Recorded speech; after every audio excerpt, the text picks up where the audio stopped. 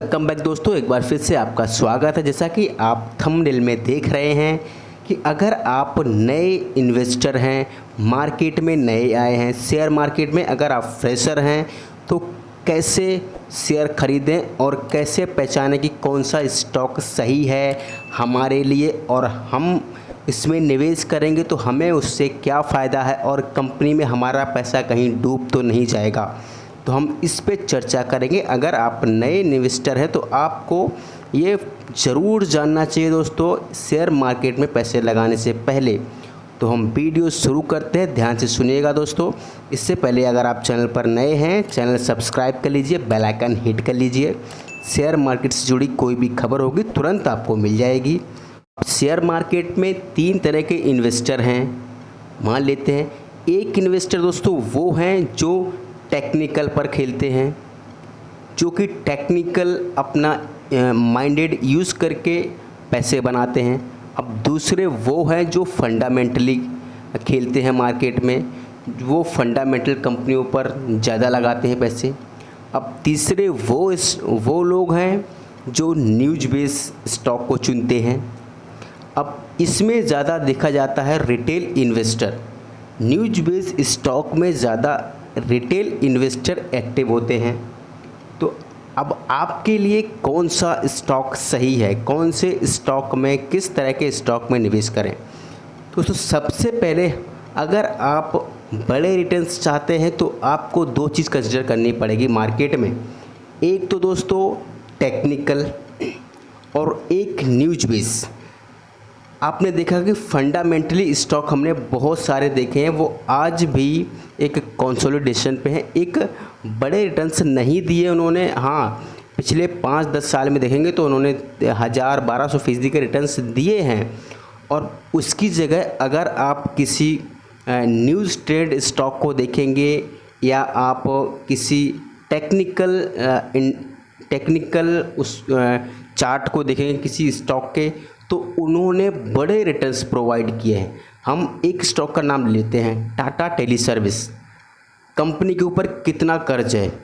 करीब 15,000 करोड़ रुपए का कर्ज है कंपनी के ऊपर। टाटा की कंपनी है। अब दोस्तों कंपनी का हम समझाते हैं कि टेक्निकल क्या है और न्यूज़ बेस क्या है और फंडामेंटल क्या है। अब ये जो स्टॉक है टाटा टेली सर्विस, ये सिर्फ 2 रुपये का स्टॉक होता था। आज कंपनी 35 रुपीज़ पर ट्रेड कर रही है, जबकि कंपनी 55 रुपीज़ पर भी गई थी। इसके बाद कंपनी में गिरावट आई, इसके बाद ही गिरावट देखी जा रही है और कंपनी 35 रुपये ट्रेड कर रही है। ये इसमें एक खबर आई थी सुपर ऐप को लेकर।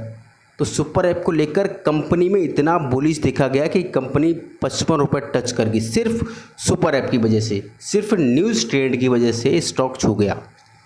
तो दोस्तों न्यूज़ ट्रेंड स्टॉक ये होता है। अगर आप पैसा बनाने चाहते हैं वाकई में तो न्यूज़ ट्रेंड स्टॉक चुनने पड़ेंगे आपको अपने पोर्टफोलियो में। और दूसरा टेक्निकल इंडिकेटर दोस्तों। अब टेक्निकल इंडिकेटर्स आपने देखे होंगे, जैसे कि RSI हो गए, RSI लेवल। अगर आप टेक्निकल पर जाते हैं, अगर RSI लेवल 30 से नीचे होता है, 30 के आसपास है, तो आपको बाइंग इंडिकेटर दिखा रहा है, मतलब आपको बाई कर लेना चाहिए।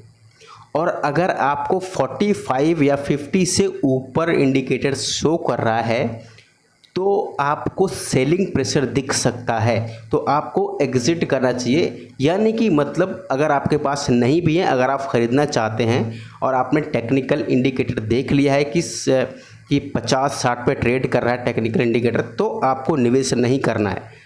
अगर स्टॉक न्यूज़ बेस है तो चाहे वो RSI लेवल 200 तक पहुंच गया हो, कोई फ़र्क नहीं पड़ता।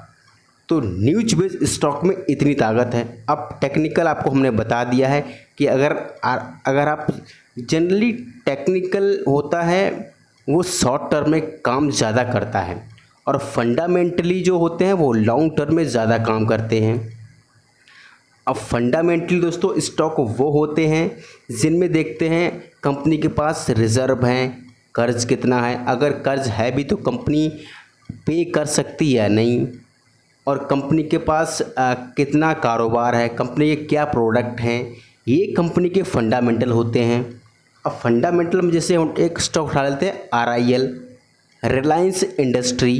तो रिलायंस इंडस्ट्री ने आपने देखा होगा कोई बड़े ज़्यादा रिटर्न्स नहीं है। हाँ, कंपनी के रिटर्न्स हैं, लेकिन आप अगर कंपेयर करेंगे TTML से पिछले 1 साल में कंपेयर करेंगे और उसका अगर 5 से 10 साल में कंपेयर करेंगे तो बराबर रिटर्न होगा। एक न्यूज बेस और एक फंडामेंटल स्टॉक में ये फ़र्क है।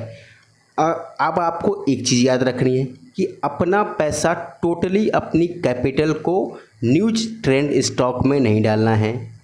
आपको 10 से 12% पैसा न्यूज ट्रेंड स्टॉक में लगाना है, बाकी पैसा आपको टेक्निकल और फंडामेंटली स्टॉक चुनने हैं।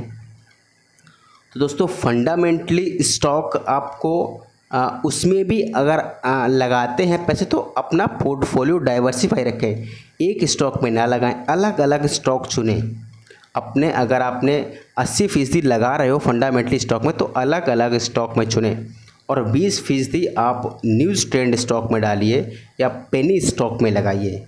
पेनी स्टॉक वो होते हैं दोस्तों जो 10 रुपये से कम के होते हैं, जनरली उनको ही पेनी स्टॉक कहा जाता है मार्केट में, मार्केट के रूल्स के हिसाब से। दोस्तों, वीडियो कैसा लगा एक बार ज़रूर बताइए कमेंट में। कुछ भी आपको पूछना है तो कमेंट बॉक्स खोला है, लाइक ज़रूर कर दीजिए, सब्सक्राइब ज़रूर कर लीजिए। नया वीडियो आपको तुरंत मिल जाएगा मेरा।